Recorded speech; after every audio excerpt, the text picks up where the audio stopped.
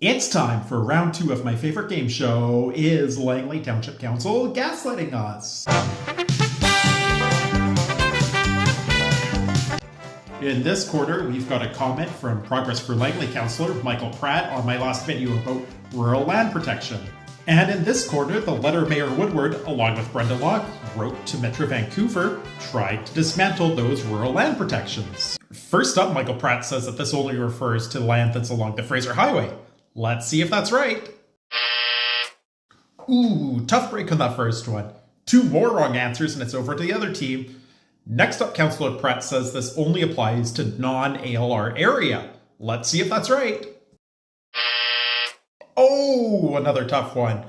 Okay, finally he says that this eliminates the chance we could lose ALR lands. Let's see.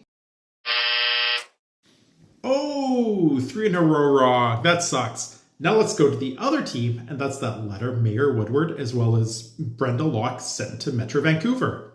As a reminder, the urban containment boundary is a regional tool to limit sprawl. What it does is it prevents regional services like sewer and water from being delivered outside of the urban containment boundary.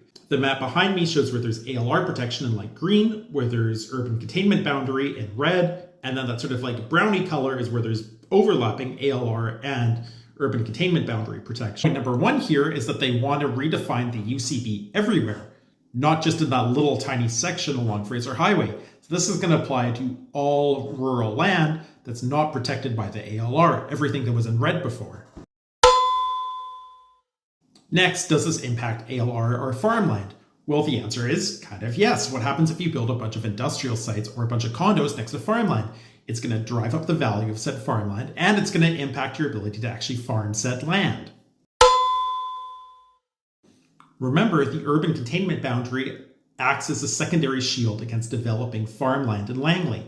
Yes, there's the ALR, that's governed by the province, but what happens if a government comes into Victoria that's very developer friendly and wants to make it easier to take land out of the ALR to develop it?